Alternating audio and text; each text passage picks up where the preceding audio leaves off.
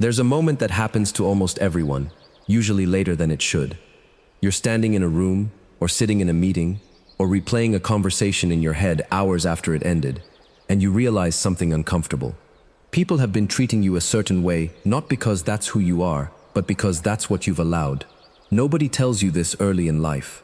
Nobody sits you down and says, the way people treat you is a direct reflection of what you've taught them is acceptable. You have to learn it the hard way, through the friend who cancels on you for the third time, through the coworker who takes credit for your work, through the family member who speaks to you like your feelings are optional. And somewhere in that pattern, a quiet question starts to form. Not why do they treat me this way, but why have I made it so easy? This isn't a video about becoming cold. It isn't about intimidation, or power for the sake of power, or turning yourself into someone people are afraid of in the way they fear a threat. That's not respect. That's just tension, and tension doesn't last. What we're talking about is something different, something quieter, and far more permanent. The kind of presence that makes people think twice before they disrespect you. Not because they're scared of what you'll do, but because they sense, on some level they can't fully explain, that you will not accept less than what you deserve. That you have a line, and that you know exactly where it is. That kind of presence isn't loud, it doesn't announce itself. In fact, the people who carry it most convincingly are usually the calmest people in the room. But calm is not the same as passive.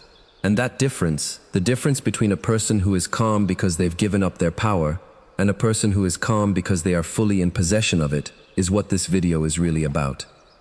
Think about the people you've met in your life who carried this quality. The ones who, without ever raising their voice, could make a room shift when they walked into it. Chances are, they weren't the loudest person there. They weren't the one performing confidence, cracking the most jokes, trying the hardest to be liked. They were usually still, measured, almost unreadable. And that stillness is exactly what made people careful around them. Here's the uncomfortable part. Most people spend their whole lives doing the opposite. They chase approval like it's oxygen. They shrink their opinions to match the room. They apologize for things that need no apology, laugh at things that aren't funny, agree with things they don't believe, all in the name of being liked, being easy, being no trouble at all. And somewhere along the way, they stop noticing that being liked and being respected are not the same currency. You can spend your entire life being liked and still be the person whose time gets wasted, whose kindness gets mistaken for weakness, whose boundaries get treated as suggestions. Respect is not given because you are agreeable.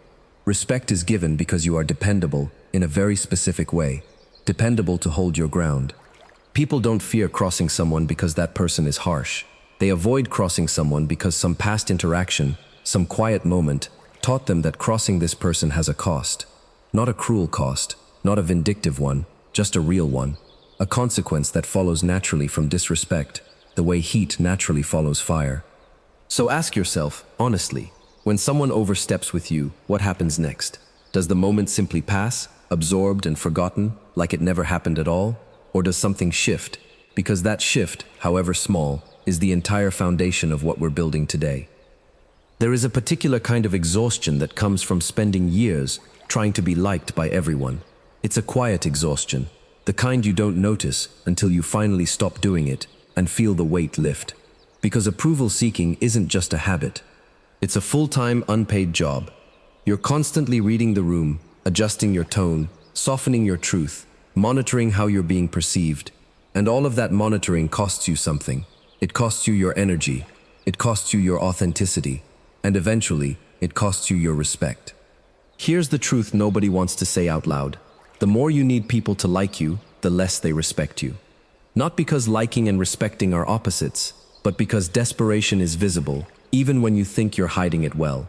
People can sense when someone needs their approval. They can feel it in the over-explaining, the constant checking in, the inability to simply say no and let the silence sit there.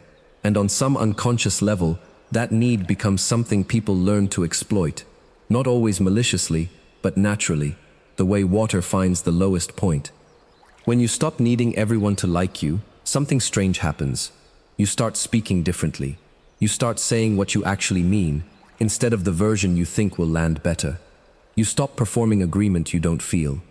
And ironically, this is when people begin to respect you more, not less. because now they're getting the real version of you, and the real version of anyone is always more compelling than the curated one. This doesn't mean you stop caring about people. It doesn't mean you become indifferent to how your words land or cold to the feelings of others. It means you stop outsourcing your self-worth to their opinion of you. There's a difference between kindness and self-abandonment, and most people confuse the two for years before they finally see it clearly. Imagine two versions of yourself in the same difficult conversation. Someone criticizing your work unfairly, let's say.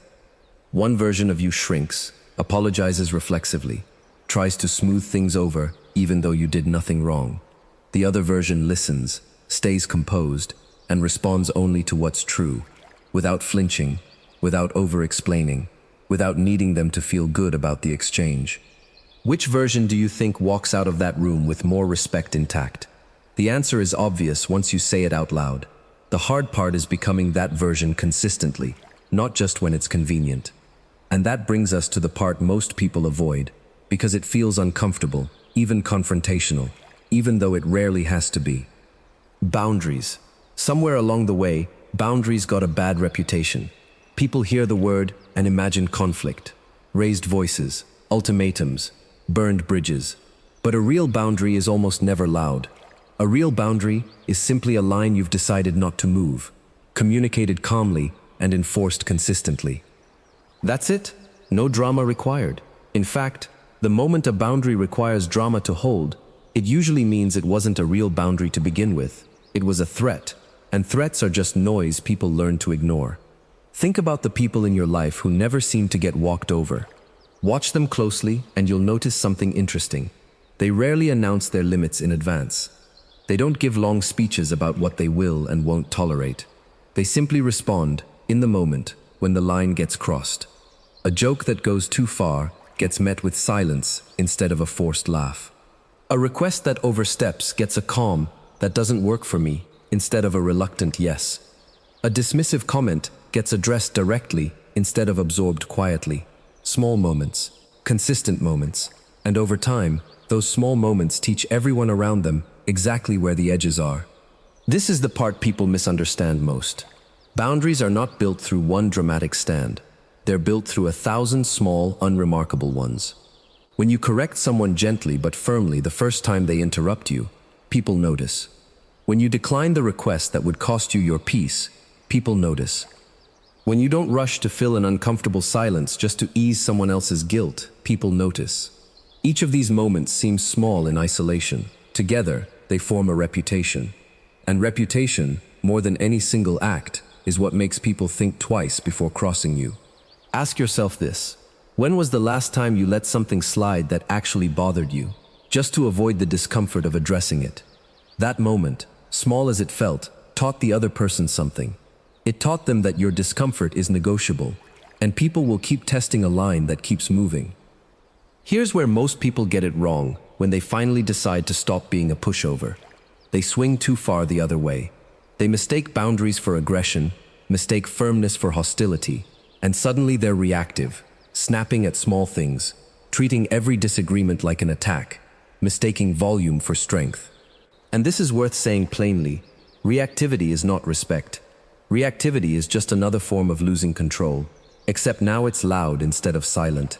The people who command real respect share a quality that's easy to overlook because it looks so unremarkable from the outside. Emotional control, not emotional suppression. Not pretending nothing bothers them. Real control, the ability to feel anger, feel insult, feel the sting of disrespect fully, and still choose your response instead of being dragged by it. Because here's what almost nobody tells you: the moment you lose your composure, you hand the other person power. You've shown them exactly which button to press to make you unravel, and people remember which buttons work.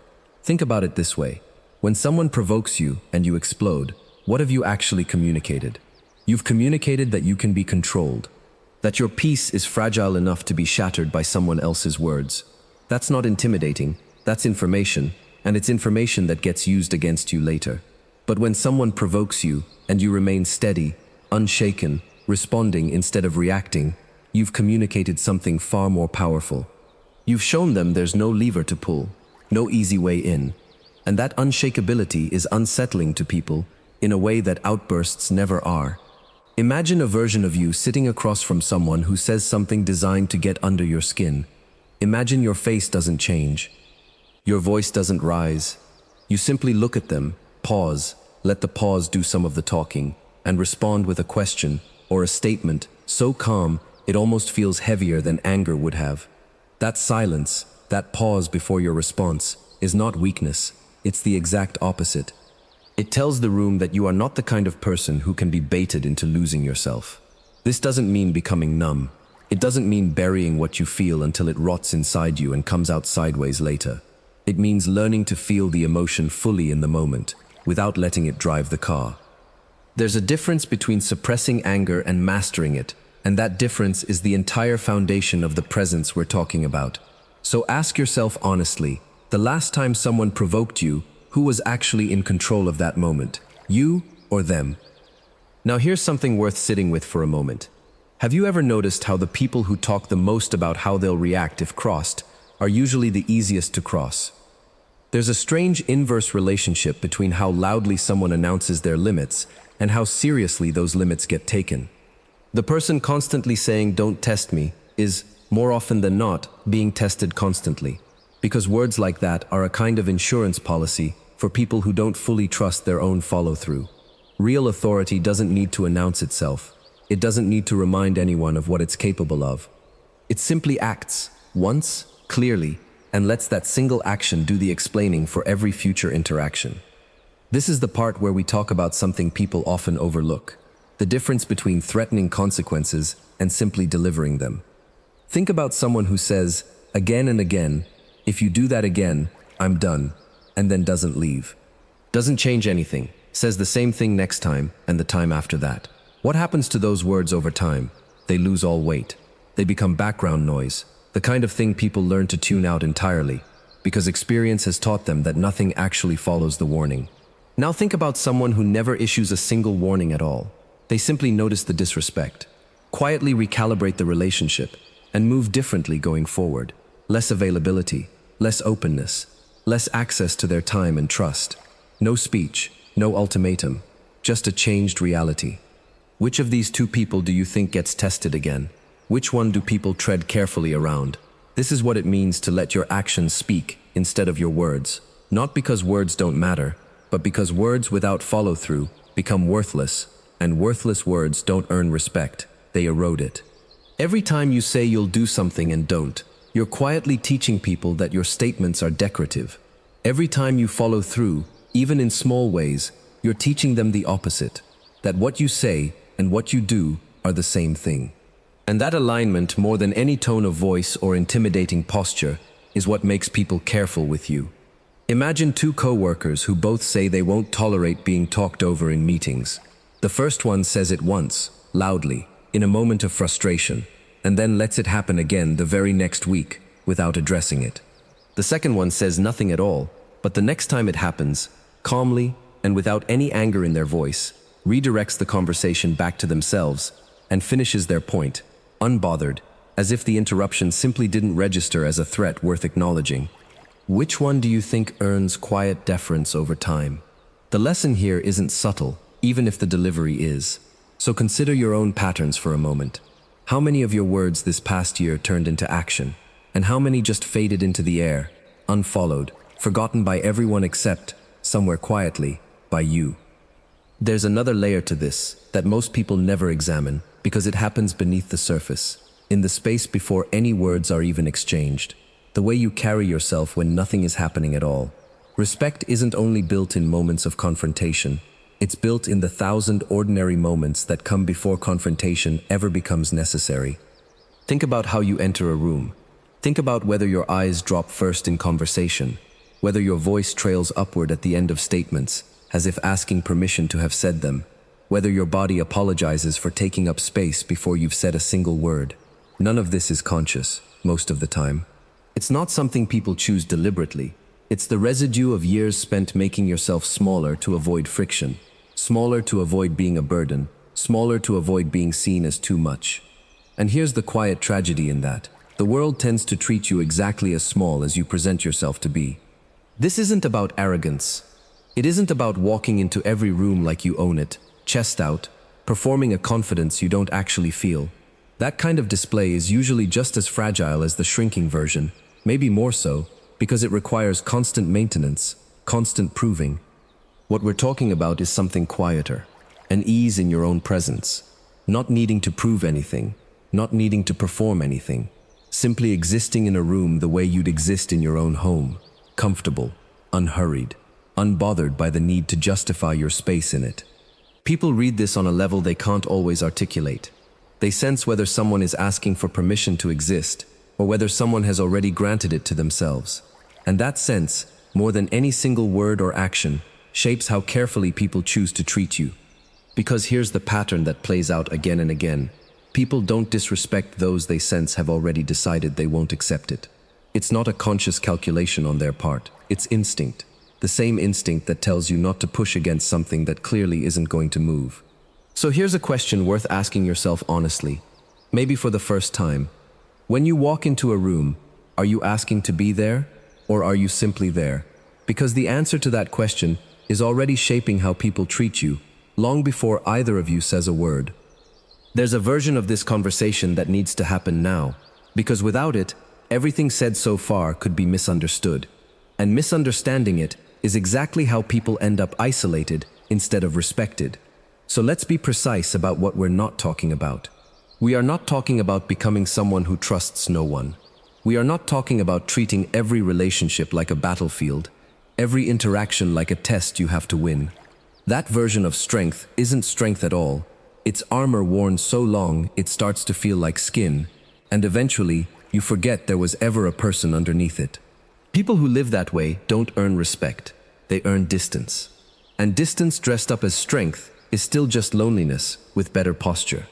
Real respect, the kind we've been describing, doesn't require you to close yourself off. It requires the opposite, actually. It requires you to stay open enough to connect, while being discerning enough to know who deserves that openness. This is the distinction that changes everything. Openness is not the same as access. You can be warm, generous, deeply present with people, and still maintain a clear sense of what is and isn't acceptable treatment. In fact, the people who command the most respect are often the warmest people in a room, because their warmth isn't naive. It isn't handed out indiscriminately to anyone who shows up. It's earned its way to them, and they know the difference between someone who deserves it and someone who's simply asking for it. Think of it like this. A door that opens for everyone isn't a door at all. It's just an open space. And open spaces get walked through carelessly, without a second thought. But a door that opens selectively, that requires something before it swings open, consistency, honesty, basic decency, that door means something. People notice when they've earned entry through it. And they treat what's on the other side with more care, precisely because it wasn't handed to them for free. This doesn't mean cataloging people's worthiness like a transaction, calculating who deserves your kindness like a spreadsheet.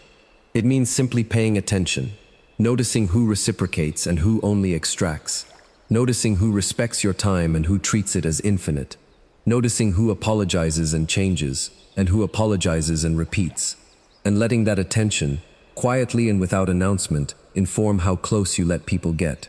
So here's the real question underneath all of this. Not whether you should trust people, but whether you've been paying close enough attention to know who's actually earned it. There's a moment worth imagining clearly, because it will show you everything we've discussed so far compressed into a single scene. Picture yourself in a meeting, or a family gathering, or any room where people are used to a certain version of you, the accommodating one, the one who smooths things over, the one whose comfort is always the first thing sacrificed to keep the peace. And picture someone in that room, out of habit more than malice, saying something that dismisses you, talks over you, assumes, as they always have, that you'll let it pass the way you always have. Now imagine you don't. Not with anger, not with a speech prepared in advance, rehearsed in the shower that morning. Just a pause, a level gaze, a simple sentence, delivered without heat, that makes it clear, not through volume, but through certainty, that this particular moment is not going to be absorbed the way the others were. I wasn't finished. That's not accurate. Let's come back to what I was saying. Nothing dramatic, nothing that would make a highlight reel, just a small, clean refusal to disappear. Watch what happens in that room. Watch the brief recalibration on the other person's face, the half second where their expectation collides with a new reality. That half second is worth more than any speech you could give about your worth, because it's not a claim, it's a demonstration. And demonstrations are the only currency respect actually accepts. Explanations get forgotten, demonstrations get remembered. Here's what's easy to miss about that moment, though. It doesn't require you to become a different person. It doesn't require rage, or coldness, or some dramatic personality transplant you rehearse in a mirror.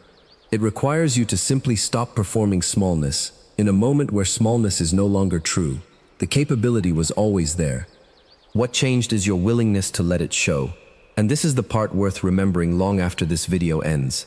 That room doesn't need you to prove anything to it. It only needs you to stop shrinking on its behalf. Everyone in that room adjusts, quietly and immediately, the moment you do. There's something almost mathematical about how respect compounds, though nobody frames it that way. It doesn't arrive in a single transformative moment, no matter how satisfying that moment might feel when it happens. It accumulates. Quietly, invisibly, the way interest accumulates on something you rarely check, but never stop contributing to. Every boundary you hold adds to it. Every promise you keep adds to it. Every moment you stay composed, when composure would have been the easier thing to abandon, that adds to it too. And here's the part that requires patience most people don't want to hear. None of these individual moments feel significant on their own. Holding one boundary in one conversation doesn't transform how the world sees you. Keeping one promise doesn't rewrite your reputation overnight. It's the accumulation that does the work. The same way a single drop of water means nothing to a stone, but 1,000 of them, over years, carve a path straight through it. This is why so many people give up on this before it ever takes hold. They hold one boundary, don't see an immediate shift in how they're treated, and conclude it didn't work. But respect isn't a switch. It's a pattern being recognized by people who are, whether they realize it or not, constantly testing and recalibrating their read on you. The first time you hold a line, they might not even notice. The third time, they start to wonder. The 10th time, it becomes simply understood, an unspoken fact about you that requires no further testing, the way nobody tests whether fire is hot once they've been burned by it clearly enough. And here's the quieter side of this compounding effect, the side rarely mentioned. The same consistency also compounds in the other direction. Every time you let something slide that you shouldn't have, every time you say yes when your entire body was screaming no, every time you absorb disrespect to avoid a moment of discomfort, that compounds too, silently, steadily. Building a different kind of reputation, one where your limits are understood to be negotiable, your time understood to be free for the taking, your feelings understood to be optional considerations rather than real ones. So the question isn't really about any single moment, even though single moments are where the work gets done. The question is what pattern you've been quietly building, day after day, without ever stepping back to notice it. What has your consistency been teaching people about you?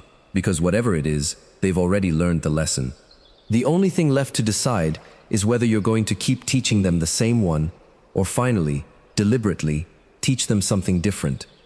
There's a distinction worth making now, because without it, this entire conversation risks curdling into something ugly, the difference between commanding respect and demanding fear. These two things get confused constantly, especially by people just beginning this kind of transformation, and confusing them is where good intentions go to die. Fear is fast. It's the easiest reaction to produce in another person, and it requires almost nothing sophisticated to generate it. Cruelty works, intimidation works, unpredictability works. A raised voice, a cold shoulder wielded like a weapon, a reputation for punishing anyone who crosses you in ways disproportionate to the offense. All of this produces fear quickly and efficiently. But fear, built this way, is brittle. It requires constant maintenance. The moment your back is turned, the moment you're perceived as weak or absent or vulnerable, fear evaporates and often curdles into something worse: resentment, quiet sabotage, and eagerness to see you fail. Respect, the real kind, is slow. It's built through consistency, not intensity. Through fairness, not domination. Through the quiet demonstration, over and over, that you treat people the way you expect to be treated, and that your limits, when crossed, are met with proportional and calm consequence rather than punishment designed to hurt. This is the respect that doesn't evaporate when your back is turned, because it was never built on fear of you in the first place. It was built on trust in your consistency. Here's how you can tell the difference in your own life, if you're honest with yourself. Fear makes people avoid you. Respect makes people seek you out, even when they know you won't simply tell them what they want to hear. Fear makes people agree with you in the room and undermine you outside it. Respect makes people trust your word enough to disagree with you openly, because they know disagreement won't cost them the relationship. Fear is loud in the moment and hollow over time. Respect is quiet in the moment and only grows heavier, more solid, more real, the longer it's tested. So if the goal has ever quietly been to make people afraid of you, worth pausing on that, worth asking why. Because fear is the cheap version of what you actually want. What you actually want is something fear can never give you. People who choose to treat you well, not because they're afraid of the consequences of doing otherwise, but because somewhere along the way, you taught them, patiently and consistently, exactly who they were dealing with. There's a practical question underneath everything we've discussed so far, and it's time to address it directly. What does this actually look like on an ordinary day, in ordinary conversations, not in the dramatic moments we've been imagining, but in the small, unremarkable exchanges that make up most of life? It starts with language, more than people expect. Notice how often you soften statements that need no softening. I was just wondering if it's not too much trouble, when a simple, direct request would do. Sorry, this might be a dumb question, but when the question is perfectly reasonable, every unnecessary qualifier is a small apology for taking up space, and small apologies, repeated enough times, teach people that your presence itself requires justification. This doesn't mean stripping warmth from your speech, becoming curt or robotic. It means noticing the difference between genuine politeness and reflexive self-diminishment, because they are not the same thing, even though they often wear the same words. It continues in how you respond to requests. Not every request deserves an immediate yes, and the instinct to answer quickly, to avoid the discomfort of the person waiting for your response, is exactly the instinct worth interrupting. "Let me think about that and get back to you," is a complete sentence. It costs you nothing, and it teaches people that your time isn't reflexively available the moment they ask for it. People respect what requires their patience far more than what arrives instantly and without cost. It shows up in how you receive criticism too, not defensively, not by explaining yourself into exhaustion, but by simply asking questions, sitting with what's true in it, and letting the rest go, without needing to correct every misperception in real time.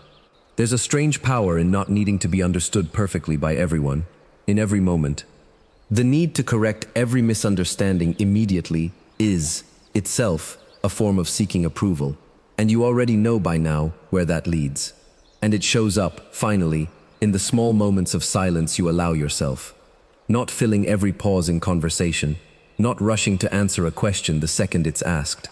Sitting for just a moment in your own thoughts before responding, as if your answer is worth waiting for. Because here's a truth most people never consider. The speed at which you respond communicates almost as much as what you actually say.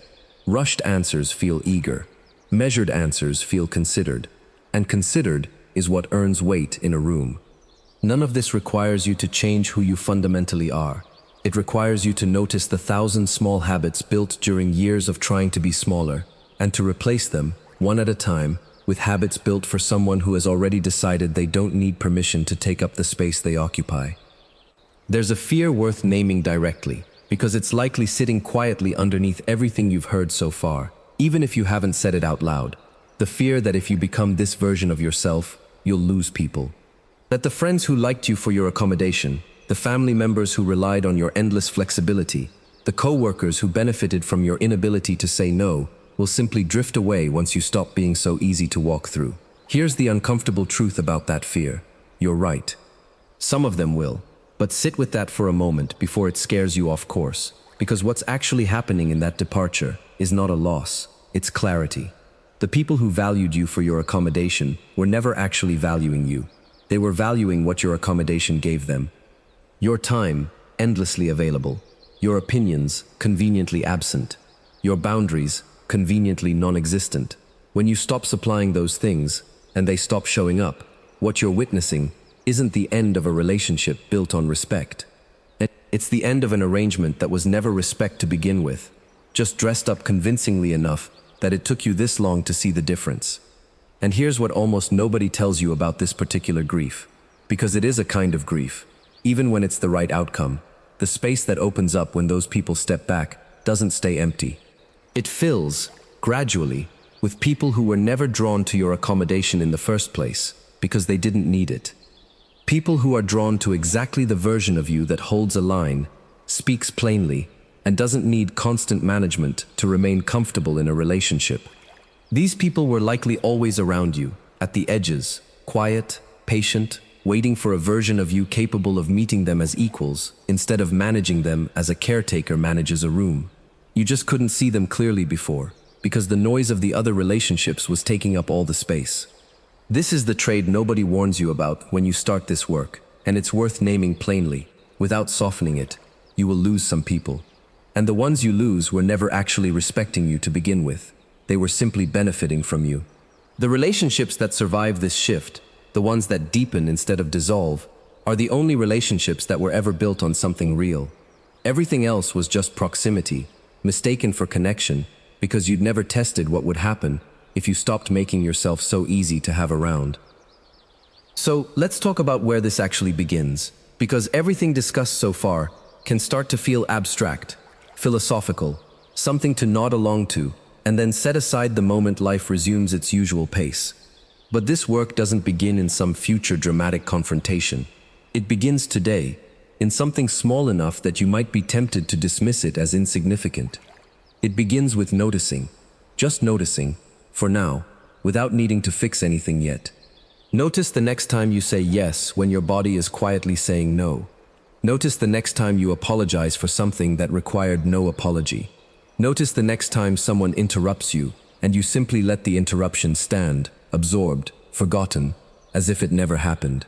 You don't need to change any of these moments immediately. You just need to start seeing them, because most people go their entire lives repeating these patterns unconsciously. And unconsciousness is the real enemy here, more than any external person who's ever disrespected you. Once you start seeing it, the next step is smaller than you'd expect. Pick one boundary, just one. Not your whole life reorganized overnight. Not a dramatic personality shift announced to everyone around you. One boundary, in one relationship, that you've let slide for too long. Maybe it's a friend who calls only when they need something. Maybe it's a habit at work, where your time gets treated as infinitely available. Maybe it's simply learning to let a silence sit instead of rushing to fill it with an explanation nobody asked for. Hold that one line, just once. Watch what happens, not to prove anything to the other person, but to prove something to yourself, quietly, in a way nobody else needs to witness for it to count. Because here's what tends to happen once you hold that first line successfully. It gets easier to hold the second one.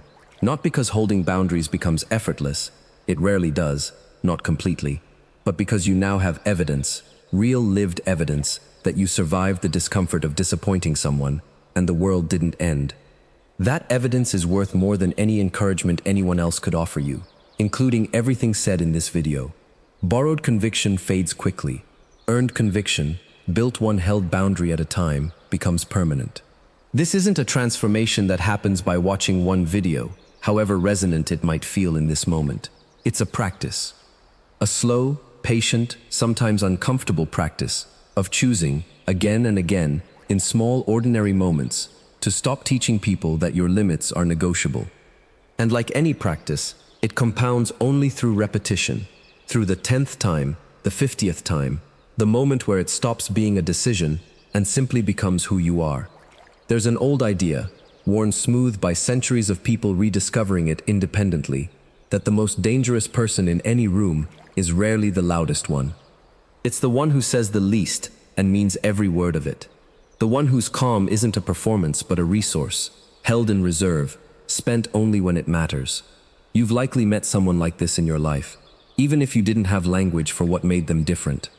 They didn't need to remind anyone of their strength. Their strength was simply legible, in the way they held eye contact, in the way their promises always matched their actions, in the way a room seemed to steady itself slightly whenever they walked into it. This is worth remembering, because somewhere in the coming weeks, as you start practicing what's been discussed here, you're going to feel the pull to explain yourself, to justify the boundary you just held, to soften the no you finally managed to say, to over-explain the silence you allowed to sit where an apology used to live. That pull is old muscle memory, and it will take time to quiet. Resist the urge to make your new behavior smaller and more palatable for people who benefited from the old version of you. You don't owe anyone an explanation for finally showing up as your full self. The explanation was never actually required. It was just a habit, and habits can be unlearned exactly the way they were learned. Slowly, repeatedly, one instance at a time. And on the days when this feels hard, when the old pull toward accommodation feels stronger than your commitment to this new pattern, remember what's actually being protected here.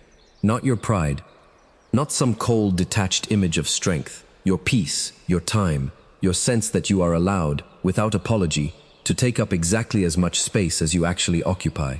That's what all of this has been building toward, from the very first moment of this video until now. Not fear in other people, but freedom in yourself. The fear, if it comes at all, is simply a byproduct, a signal that you finally stopped making disrespect easy. There's a particular kind of quiet that settles over a person once they've genuinely internalized all of this. Not the anxious quiet of someone still monitoring the room for approval, but a different quiet entirely. The quiet of someone who no longer needs the room's permission to feel secure in who they are. And it's worth describing this quiet clearly, because it's the actual destination of everything we've been discussing, more than any single confrontation or boundary held. This quiet doesn't mean you stop caring what people think entirely. That would be its own kind of dishonesty. A pretense of invulnerability nobody actually achieves. It means the caring stops running your decisions. Someone's disapproval can register, can even sting a little, without dictating what you do next. You can notice a cold reaction to a boundary you held, and let that coldness simply exist, without rushing to dissolve it through over-explanation or retreat. This is what emotional sovereignty actually looks like in practice. Not the absence of feeling, but the refusal to let feeling override judgment. And here's what happens to a person who reaches this quiet consistently over time. They stop being tested. Not because they've become unapproachable, not because people are afraid to engage with them in any meaningful way, but because the testing itself, the probing to see where the limits are, becomes unnecessary. People simply know. The information has already been gathered through 100 small interactions and filed away permanently. This person doesn't get talked over in meetings, not because they're intimidating, but because the room already understands, without needing reminding, that being talked over doesn't work on them. This person doesn't get taken for granted in relationships, not through demands or ultimatums, but because their presence has quietly taught everyone around them that taking them for granted comes at a cost nobody wants to pay. This is the actual outcome worth pursuing, not fear, though fear of crossing you may be a distant echo of it. Not dominance, though your boundaries will hold under pressure that used to break them. What you're actually building is a kind of internal steadiness, so consistent that other people can feel it before they've even tested it, the way you can sense the depth of water before stepping into it. And once people sense that depth, most of them, instinctively, choose not to test how far down it goes. There's a version of your future worth picturing clearly, because abstractions rarely change behavior the way vivid pictures do. Picture yourself a year from now, in the same kinds of rooms you occupy today, facing the same kinds of people, the same kinds of pressures. But something has shifted, not dramatically, not overnight, but through the accumulation of everything discussed here. 100 small boundaries held, 100 small silences allowed to sit, 100 moments where you chose composure over reaction, substance over performance. In that room, a year from now, you don't feel the same tightness in your chest when someone disagrees with you. You don't rehearse apologies in advance for opinions you haven't even shared yet. When someone tests a limit, out of habit or carelessness, you notice a strange kind of calm settle over you instead of panic, because you've done this before, and you know, with the quiet certainty of lived experience, that you can hold your ground without becoming someone you don't recognize in the process. People around you have changed too, though most of them couldn't tell you exactly when or why. They choose their words more carefully around you, not out of fear in the way fear is usually understood, but out of a kind of earned caution, the way you'd handle something you've come to understand has real weight to it. They ask before assuming your time is available. They notice when they've overstepped, sometimes before you even have to say anything, because your pattern of quiet, consistent response has taught them to notice. And somewhere in that year, without any single dramatic turning point you could point to, you stopped being someone people felt comfortable crossing. This isn't a fantasy. It isn't some idealized version of life that exists only in motivational videos and never in the ordinary friction of actual days. It's simply what happens, reliably, predictably, to anyone willing to do the quiet, unglamorous work of holding their own line again and again, long after it stops feeling difficult and starts feeling like nothing more than who they've become.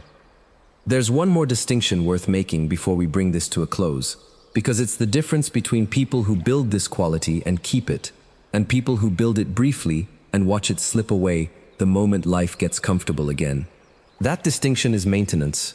Respect built this way doesn't operate like a diploma, earned once and held permanently regardless of what follows. It behaves more like physical strength, built through repetition and slowly lost through neglect. The boundary you held decisively last year doesn't automatically hold itself this year if you stop paying attention to it. The composure you fought hard to develop can erode quietly if you let old patterns creep back in during moments of exhaustion or stress, when discipline is hardest and therefore matters most. This isn't meant to discourage you, it's meant to prepare you honestly, because the people who sustain this quality for decades, not just for a season, are the ones who understood from the beginning that this was never a project with an ending. It's a practice with no finish line, only ongoing choices, made daily, in rooms nobody else is watching closely enough to notice. And that's actually the most reassuring part of everything discussed here, even though it might not feel that way at first. You don't need a single dramatic transformation to become this person. You don't need to wait for the perfect moment, the perfect confrontation, the perfect proof that you're finally ready. You simply need today, one boundary today, one moment of composure today, in whatever small friction presents itself.